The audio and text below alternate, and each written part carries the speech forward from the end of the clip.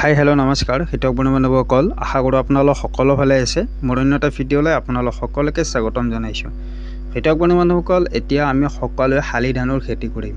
কৃষকসকলে অসম কৃষি বিশ্ববিদ্যালয়ৰ দ্বাৰা অনুমোদিত বানাক্ৰান্ত অঞ্চলৰ বাবে অধিক উৎপাদনশীল জাত কোনবিধ ধানৰ খেতি কৰিব পাৰে বা কোনবিধ ধানৰ খেতি কৰিলে বানাক্ৰান্ত অঞ্চলত কৃষকসকলে অধিক লাভৱান হ'ব পাৰিব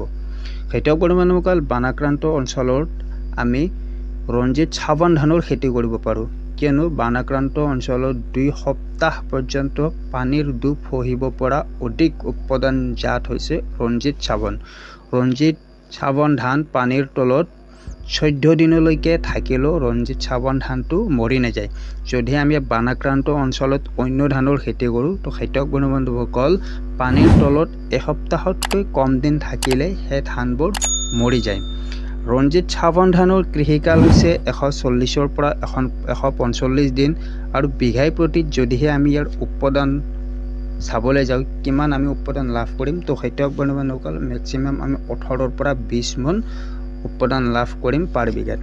খেতিয়ক বন্ধুসকল এইবিধ ধান খেতিৰ সময়ত বানপানী হলে অন্য ধানৰ তুলনাত ৰঞ্জিত চাবন ধান পানীৰ তলত বেছি দিনলৈকে জীয়াই থাকিলেও মৰি নাযায় আৰু যদিহে বানাক্ৰান্ত অঞ্চলত আমি অন্য ধানৰ খেতি কৰোঁ তেতিয়া সেই ধানবোৰ এসপ্তাহতকৈ কম দিন পানীৰ তলত থাকিলে মৰি যায় কিন্তু ৰঞ্জিত চাবন ধান পানীৰ তলত বহু দিনলৈকে থাকিব পাৰে আৰু হঠাৎ সেই ধানটো মৰি নাযায় প্ৰায় 14-15 দিনলৈকে পানীৰ তলত থাকিব পাৰে খেতিয়ক বন্ধুসকল এতিয়া ইয়াৰ বীজটো আপোনালোকে ক'ত লাভ কৰিব খেতিয়ক বন্ধুসকল যদি আপোনালোকে ইয়াৰ বীজটো বীজ ভাণ্ডাৰ দোকানত লাভ নকৰে তেতিয়া হলে আপোনালোকে কৃষি বিজ্ঞান কেন্দ্ৰ কেবিকে তাত লাভ কৰিব আৰু আপোনাৰ ওচৰতে থকা এগ্ৰিকালচাৰ অফিচৰ লগত আপোনালোকে যোগাযোগ কৰিব পাৰে তেওঁলোকে আপোনালোকক যিটো ধানৰ বীজ ৰঞ্জিত চাবন ধানৰ বীজটো আপোনালোকক দি দিব পাৰে তো নাইবা আপোনালোকৰ গ্ৰাম সেৱকজনৰ লগত আপোনালোকে যোগাযোগ কৰিব পাৰে তো বানাক্ৰান্ত অঞ্চলৰ বাবে অধিক উৎপাদনক্ষম জাত হৈছে ৰঞ্জিত চাবন এইবিধ ধান খেতি আপোনালোকে বানাক্ৰান্ত অঞ্চলত কৰে কিয়নো বিশেষকৈ আমাৰ অসমত বহুত বেছি বানপানী হয় নেৰানেপেৰা বৰষুণৰ ফলত বহুত বানপানী হয় তো আপোনালোক সকলোৱে দেখে যে বানপানী কিমান মানুহৰ ধান খেতি বেয়া হৈ যায় যাৰ বাবে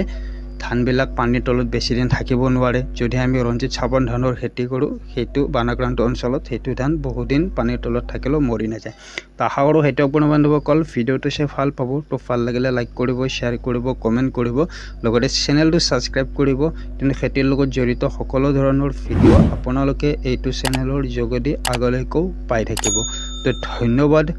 জয় অসম।